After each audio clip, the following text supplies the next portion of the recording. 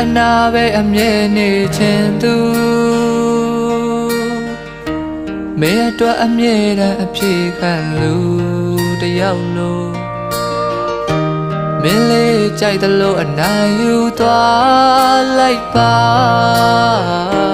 မင်းမို့လို့အမြဲတမ်းပဲအရှုံးပေးမယ်လူမင်းလေးဆိုသမျှအမြဲလို့ခံသူ